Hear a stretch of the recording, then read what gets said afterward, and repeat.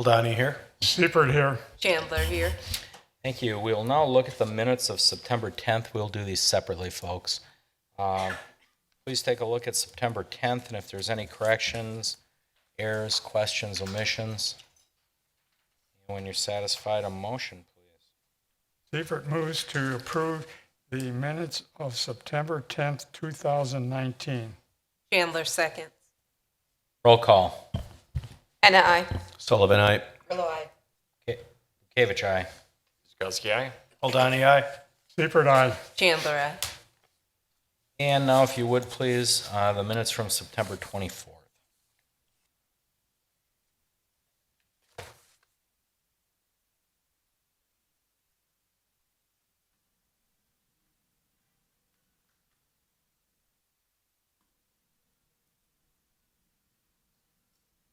Motion whenever you are ready. Seifert moves to approve the minutes of September 24th, 2019. Chandler, aye. Ooh. Chandler seconds. We'll take a second on that, okay. We should just start messing with you and reverse the order on roll call. Christina? Anna, aye. Sullivan, aye. Grillo, aye. Gavich abstains. Guzekowski, aye. Aldani abstains. Seifert, aye. Chandler, aye. And significant common council actions, Carrie? There were none. Okay. That brings us to item 5A, and that's public hearing on a sign appeal for Orchard Hills Drive submitted by HSI Orchard Hills LLC. So, Carrie, when you're ready, please. Or Mayor? Oh, I'm sorry. That's okay. It is signs, that's it. Published September 25th, 2019, City of Oak Creek. Notice of public hearing before the Plan Commission. A public hearing for a sign appeal will be held Tuesday, October 8th, 2019 at 6 p.m. at Oak Creek City Hall Common Council Chambers, 8040 South 6th Street, Oak Creek, Wisconsin, 53154. Applicant is HSI Orchard Hills LLC. Text key number 931-031-0000. Property location 2697 West Orchard Hills Drive. The request is for a variance for section 17.0705A, which states that one multifamily residential development sign not exceeding 48 square feet in area on one side and 96 square feet in area on all sides be placed at the entrance to a subdivision or development. The Plan Commission shall determine the appropriate size of the sign based on the design of the sign and its compatibility with adjacent land uses. If granted, the variance would allow the applicant to install a total of 3 ground signs located at the entrance to the development on the property located at 2697 West Orchard Hills Drive. The zoning of the property is RM1 PUD, multifamily residential district, plan unit development. All interested persons wishing to be heard are invited to be present. Dated the 18th day of September 2019, Plan Commission, City of Oak Creek, Wisconsin. Great. Want to give us a breakdown narrative, anything? Or we go to public, or we go to the public hearing? Sure. The applicant is requesting a variance for the municipal code 17.0705A. I apologize. A graphic would be helpful.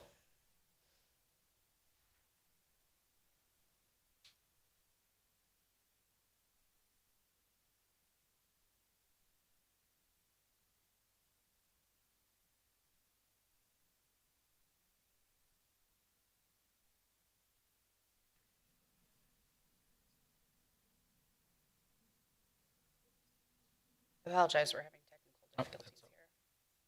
Time.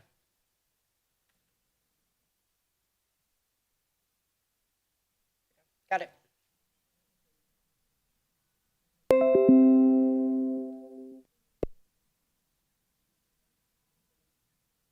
The applicant is requesting a variance for municipal code section 17.0705A and 17.0705B, which states that only one residential development sign not to exceed 48 square feet in area be located at an entrance to a subdivision or development.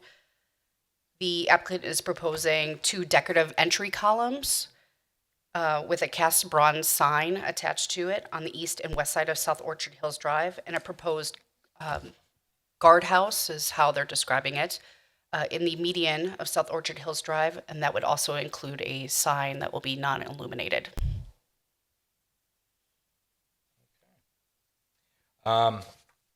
This is a public hearing. We will make 3 calls.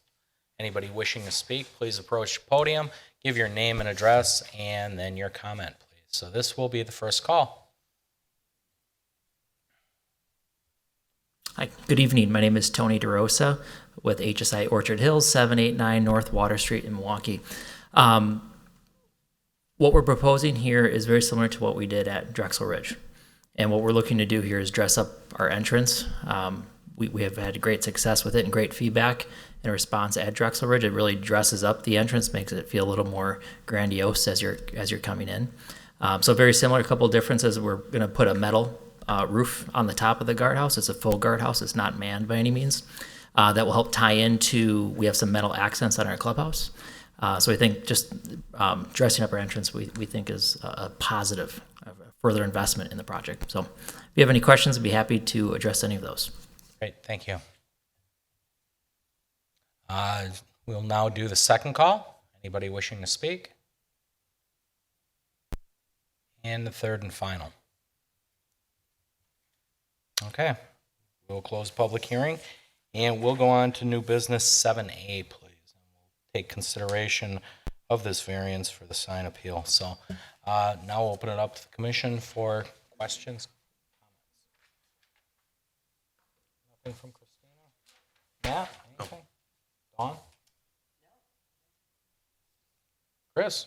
I would just mention that what they did over on Drexel Avenue, I feel is, if it's similar, it would be suitable here because they really did a nice job over there. So we don't really have specifics of the plan, but I would be open to seeing what it's going to look like. Donnie, anything? No, nothing. Brett? I have a question for the applicant. Why is the reason for the 10 or 11-foot sign? So the piers themselves are just over 8 feet, the 2 piers that'll flank the entrance. The 11-foot dimension is to the top of the guardhouse. That's going to be in the middle. So the median is a curbed median. As you can see, the 11-foot would take you to the top of that structure that's in the middle. I think it's just a little kind of gaudy, it's kind of high, and why you couldn't bring that down a little bit to try to be within the standards that we have in our code. Yeah, so this replicates what we did at Drexel Ridge. I don't know if you've had a chance to drive by it. Yes, I've seen it. Okay.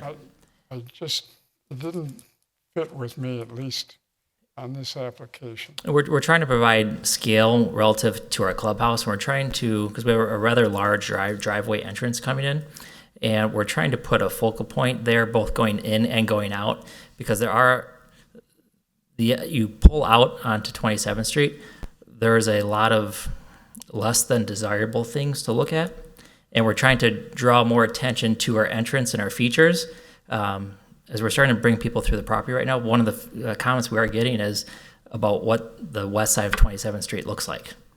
And so we're trying to we want to invest more in our entrance, and we think this is the appropriate scale based on what we did at Drexel Ridge. Okay. Thank you. Jesse? Yes. Can you provide more information on why the 3 signs and where they will reside? Right, so all right, so the image that you're looking at, the bottom left, is looking down on the site plan at the entrance. So in the middle, you see a curbed median with 4 columns. That is the guardhouse structure that you would see on the top right corner where it says the Seasons at Orchard Hills. That's what that structure is. And then each side of that structure has a drive lane. So when you go back to the bottom left image, the site plan, you have a drive lane on each side, and then the 2 piers or columns, which have masonry, there's stone on it that matches the clubhouse, flank the entranceway. Oh, so there's just one guardhouse, but 3 signs. Am I Correct. understanding? So the Oh, piers have like a plaque that's probably, the scale's on here, but it's probably about this big roughly on each pier. And then we have a sign in the middle on the guardhouse. Thank you. You're welcome. Okay. Everybody in on it? I guess I'll just put my comments out. I'm familiar with it. I really think it's a necessary feature for this development because it actually, you come into a cul-de-sac and there's two developments, two distinctly separate developments in Colonial Woods, which are private ownership, and then this project going on at Orchard Hills. So I do believe it should be there. I think it distinctly marks which road you're going down and where you want to be. Interestingly enough, I went by Drexel Ridge about a week or two ago, and I said to myself, man, we should have made them columns bigger. They're nice looking. I remember we trimmed them down, and I went, man, we should have made them bigger so the driveway stands out, so the entrance stands out. I'd be okay with this. I totally, if you've been to the development, the clubhouse is done. Very nice looking building, metal roof, so I understand where you're trying to match at. I think it's a good tie-in. I'd be okay with it, with the variance myself. Any other discussion? Fred, you still wondering? I I just know. look at the height and I know. I start thinking that you'd like to try to keep it somewhat down into that 8 feet. And this is a little bit off the road because you literally have to come into the cul-de-sac. So, I mean, we do exceed it by almost a foot. I think it's 10 3/4 over is the variance for it. So. And within the cul-de-sac, there's the center is pretty heavily landscaped too. So it's not like when you're on 27th Street, you don't have this direct sight line to it because you're at the back end of you're at southeast corner of the cul-de-sac, and you've got a pretty heavily landscaped median in the middle of the cul-de-sac that exists today. I specifically like the season signs because it'll call it out versus the Colonial Woods aspect of it. So, anyways, okay. No further questions? Motion. Guzikowski, want me? Hold on before I go. Should I go with the suggestion in the front or in the next page, Lori? Motion for consideration. Staff does not make recommendations. No, I know, but you motion for the consideration that we're going to read off here. I'm going to go with what's on the Yes, please. front page. Plan Commission, correct the back page? Back page, All right. second to last paragraph. Sorry about that, guys. Yeah. All right, Plan Commission approves sign variance allowing installation of 2 decorative. Excuse me, Alderman, can you please state you are making a motion? Guzikowski makes a motion to approve, that the Plan Commission approves sign variance allowing installation of 2 decorative entry columns, 8 foot by 10 foot by 3 foot by 4 inches with an 1.5 inch by 2 cast bronze sign not illuminated, located at the east side and west side of South Orchard Hills Drive, and a proposed 3 foot by 3.5 foot by 4.5 foot sign, a non-illuminated, installed on the guardhouse at 11 feet 6 inches by 12 to be placed in the median at 2697 South Orchard Hills Drive. Do I need to read the note? All right. Hannah seconds. Roll call. Hannah, aye. Sullivan, aye. Kavich, aye. Guzikowski, aye. Ladani, aye. Gifford, aye. Chandler, aye. Thank you. Thank you. If you would now, we'll move back to item 6A in old business. And that is a review of a proposed amendment to the official map for a portion of west half of the north half of the northeast quarter section of 16. So, in layman's terms, we're talking about East Drexel Avenue here, basically. All right, who's taking this one for us? All right, Carrie. So if the Plan Commission will recall, this was actually held at the May 28th meeting to allow the applicants some time to address some of the concerns that were raised during the meeting by the Plan Commission and the public. including but not limited to incorporating the 2017 official map amendment for the property to the south of this subject property. Also addressing the access through Abendschein Park proposed, and the coordination with the adjoining property owners for future roadway connections and construction. So if you'll recall, this is the existing official map showing the roadway pattern that we are going to be, that we are under consideration for amending. This was one of the images that was shown at the May 28th meeting. This was the original proposal, a little bit of an amendment. And what's proposed now is this particular road pattern. So this revised proposal reconfigures the internal roadway network to avoid direct impacts to the property to the south. And if there are further questions, I would direct that to the applicant.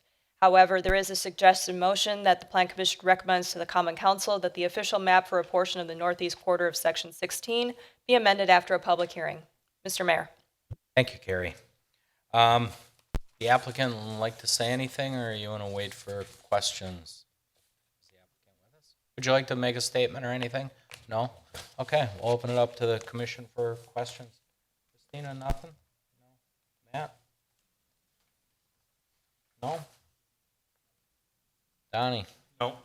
Fred? I have a question for Matt. Okay. Was dealing with the entrance into Abendschein Park. There was talk at one time they were looking at having that road available or modifying that road to go into this subdivision. Is there any consideration of doing that, or? I guess at this time, looking at this map, I guess we would have to consider discussion on whether we either eliminate that future road pattern through there, or we keep it as is. Obviously, it would affect that property because it does go a little bit into the southeast corner Right. of the property we're speaking of. So I'm not sure, and I think this is a question for Carrie, if this just strictly addresses this property and not that roadway pattern through Abendschein, or would this be considered an elimination of that? The proposal that's on the screen affects the properties that are the applicant's properties, and also a little bit to the west of the applicant's properties. It does not necessarily affect the future roadway pattern for Abendschein Park. It may adjust it slightly if that roadway were to go in the future. I can see that would be affected on parcels 20 through 22. It would likely shift that official roadmap. It would be close enough to what is existing on the official map. Because at one time there was talk about going from Forest Hill to, or coming down to Forest Hill, I'm sorry, and putting that road all the way through. Any change to any substantive change to the roadway pattern through Abendschein, at the time that it would be designed, I think that would come forward with a map amendment, but assuming that it would be roughly in the same location, it would be close enough to what's shown that we don't need to worry about it right now. Thank you. Nothing? Boy, this was a whole summer ago thinking about this one. And we had concerns off Drexel Avenue with proximity of the entrances to the park. And if I remember right, the entrances were closer together. We'd have to look at a earlier innovation of it. How are we, what was the single one in? Was that it, Carrie? It's one option that was shown. And this was another option that was shown. Similar to, Both of these were included in the May 28th packet.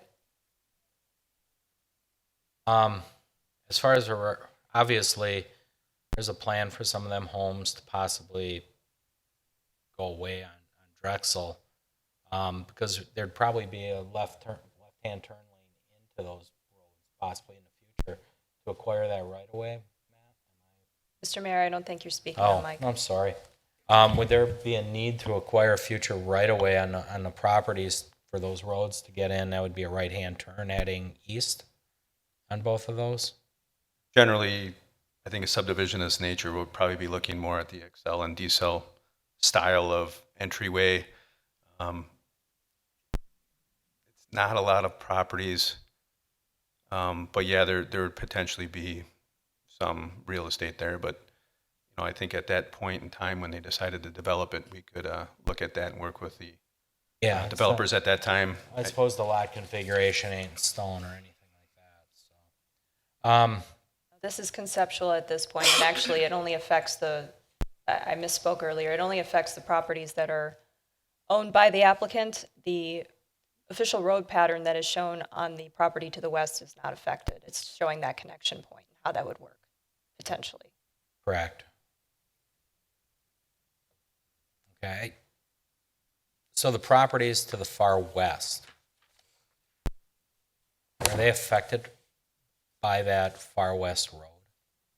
It's following the official street pattern. It's showing that connection point okay. through there and how a subdivision or future lots could potentially lay out on that property. Okay. That's just showing how this would work, or how it could work in the future. And the home that kind of occupies lots 25, 26, 27, that's owned by the applicant? Correct, Along with lots 1, 2, and 3? correct. Okay.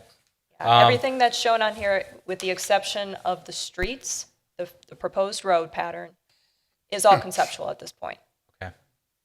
So what the Plan Commission is considering is just the official street pattern, just the changes as they affect the properties owned by Mr. Aki. Okay. If this were to materialize, these roads go in, how would that look with around lots 17, 18, 13? I guess that ain't a cul-de-sac, really. I mean, there's two ways in and out of there, so never mind. At any time that a subdivision would be proposed, we would be looking at things like layout and termination points and things like that. So again, this is all just a conceptual lot layout. What you're looking at is just the official road map. So this would show future roads should this property or these properties develop. Okay. Got it. And again, conceptual, but they're crossing that floodplain. Right, and that would require either a bridge, or it would require a fill, or whatever would be necessary to engineer that crossing at the time of construction, or design rather. Okay. Answered my questions. Go ahead. The Commissioner Seeper's point on the road coming through to Forest Hill, is that something that is even remotely being considered? It's still on the official map as was amended, but at this time, there's no real plan for it. Question I have is, on a dead-end street, we only can have 13 lots or homes, and this one has 27. And I'm just wondering about the fire department. Have they reviewed this? Again, this is only a conceptual layout, and all that is being proposed is a change to the official roadmap. So the number of lots that are shown on here, purely conceptual, they could change at any time. And at that time, we would be talking about whether or not cul-de-sacs would be required, or if there's any additional emergency access that would be required by the fire department. Okay, so this is strictly conceptual. Correct. Design. What this is looking at is a change to the official road pattern. That's it. I have a question for Carrie. So can this be amended again if we were to approve the mapped streets? Can the mapped streets be amended over and over? If we have a proposal that closely matches what the official map shows, there would be no need to amend it again. If, however, the official map were to be changed and would need to be changed substantially again, we could come back and amend it again. Past history, when we did Brook Preserve, we tweaked that plan once after we did the initial. Yeah, if it's substantially close to what was approved, then we don't need to amend it again. But again, if it's vastly different or substantially different from what's approved, then we will need to amend it. Okay. Any other questions? Seeing none, motion please.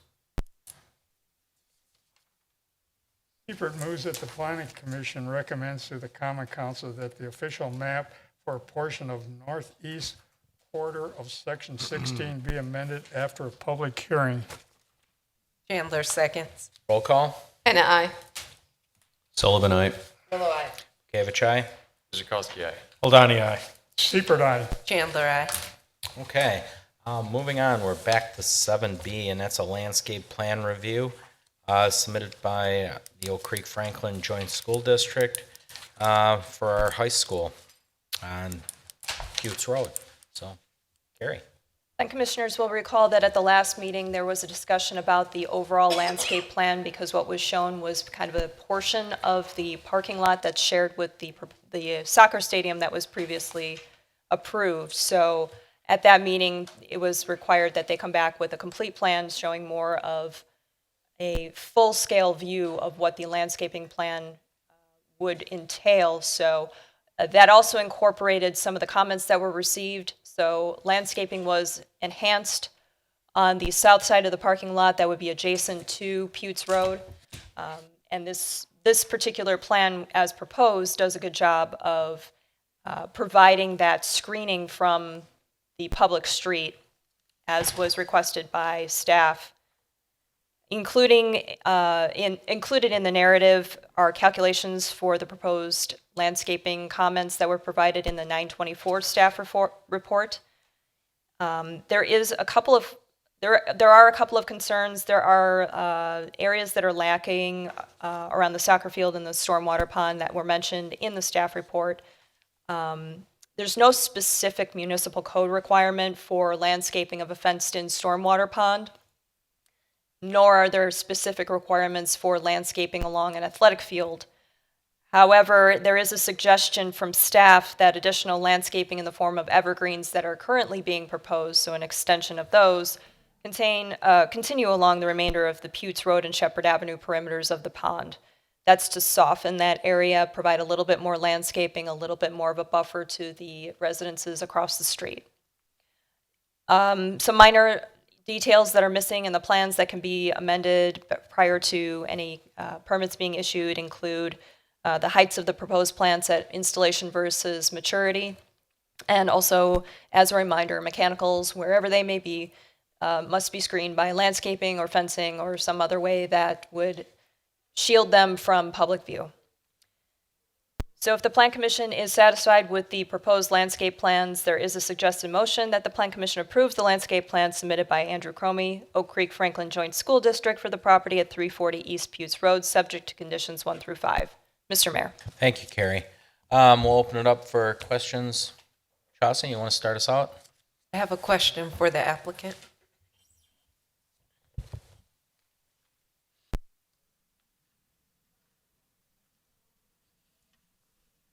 Yep, go ahead. Oh, Andy Cromie, Chief Business and Finance Officer, Oak Creek Franklin Joint School District. With the feedback from planning about needing additional information for landscaping, along with the fenced-in area and the plant heights, do you have any additional information for us today? Tree heights that would go in front of the soccer field, the spruce that are being put in there. I don't know what the installation height is. I know they grow to be about 40 to 60 feet, grow at a pretty rapid rate of about 1 to 2 feet per year. In anticipation of the additional screening needed around the water basin, we would continue the spruces at approximately the same distance, which I believe is somewhere around 70 feet apart. So that would probably take anywhere from probably 6 to 10 trees along the south and the east edge of that particular pond. Thank you. I do have a question. I don't know if I heard you correctly or not, Carrie. We do have a fence around the detention pond, correct? Yes, that's correct. Okay, just want to make sure. Add anything? Brad? Don? Nope. Chris? Oh, thanks for getting us all buttoned up and on one document here. Thank you. You're welcome. Yeah, I would continue to, particularly on the corner, even if there's a feature announcing Oak Creek High School, it's really Shepherd and Putes is really going to be quite a premier corner going forward, and it's going to be a high visibility corner, not just during the school year, but throughout the year. Sure. So you may want to take some extra care on that corner, and if you're going to spend a little money, spend it on that corner. Sure. So, other than that, I don't have anything, so motion, please. Well, Donnie moves that the Plan Commission approves the landscape plan submitted by Andrew Cromie, Oak Creek Franklin Joint School District for the property at 340 East Putes Road with the following conditions: that additional landscaping be installed along the Putes Road and Shepherd Avenue frontages adjacent to the soccer field and stormwater management pond, that all landscaping be maintained in accordance with the approval landscape plan, that all relevant code requirements remain in effect, that all conditions of approval from the September 24th, 2019 Plan Commission review are in effect, that all detailed revised plans incorporating the requirements for heights of plants at installation and maturity and locations and screening of mechanical units are submitted in digital format to the Department of Community Development prior to submission of permit applications. Kuzikowski will second. Roll call. Hannah, I. Sullivan, aye. Grillo, I. Kavich, aye. Kuzikowski, aye. Aldani, aye. Seifert, aye. Chandler, I. Great. Thank you. And that will bring us to adjournment. So, we do. Zoning text amendment. Holy cow, I jumped right over you, Lori. You're so quiet, I went right over you. Sorry about that. 7C is zoning text amendments to pertain to various sections of 17.03, and I'll let Lori kind of explain. I'm actually going to take this You're one, Mr. taking Mayor. that one? Yeah, Okay. we're gonna just confuse you tonight. So the proposal is to amend various sections of the zoning code, as was mentioned, pertaining to religious institutions and places of assembly. These updates are required to more closely align the code with the most recent federal requirements for religious land use and institutionalized persons act requirements. So that's commonly referred to as RLUIPA. You may have heard that term. Right now, our code has a lot of legacy language, such as church, club, synagogue, that kind of thing. That's going to be updated to religious institutions. That brings us into more aligned with the federal requirements. Additionally, we are going to be referring to things as places of assembly. Sections are amended to ensure that religious institutions and places of assembly are also reviewed similarly, just ensuring that. Definitions for both have also been updated for clarity. Sorry, I'm just finding that kind of out of the ordinary. Just saw some wide eyes. Okay. Staff have worked closely with the city attorney to ensure compliance with federal requirements. That's why this code is presented to you tonight. We are taking this opportunity, being proactive and amending these as an integral step to the zoning code update process. So overall, these will be incorporated into that final amendment, and those changes are anticipated for adoption next year. If the Plan Commission is satisfied with these proposed changes, there is a suggested motion that the Plan Commission recommends to the Common Council that the proposed amendments to Section 17 of the Municipal Code pertaining to religious institutions and places of assembly are approved after a public hearing. Mr. Mayor. Thank you, Carrie. Again, I think we're just cleaning up language in it. We're going over all of our zoning text amendments and ordinances in the near future. So be seeing a lot of this, but I'll open it up for questions. Nothing here. Nothing, Christina? Nope. Nothing? Juan? Nothing? Anything? Nothing from me. So, again, we can move on C then, 7C. Seifert moves that the Planning Commission recommends to the Common Council that the proposed amendment to Section 17 of the Municipal Code pertaining to religious institutions and places of assembly are approved after a public hearing. Hannah seconds. Roll call. Hannah, I. Sullivan, aye. Grillo, I. Gavich, aye. Kuzikowski, aye. Aldani, aye. Seifert, aye. Chandler, I. Okay. Just before we adjourn, just want to thank our IT guy, Tim. He always gets us off on time and clears everything up. And Lori and Carrie, as usual, good job. Thank you very much. So it gets us to adjournment. Carrillo moves to adjourn at 6:35. Seifert seconds. Roll call. Anna, I. Sullivan, aye. Kavich, aye. Zukowski, aye. Aldani, aye. Seifert, aye. Chandler, aye. Great. Thank you all for watching and streaming us. Appreciate it. We'll see you hopefully at the farmer's market this weekend. Might be a little cold, but it's still going on. Is that right, Dawn? 2 more weeks. All right, 2 more weeks of the market, so get out there.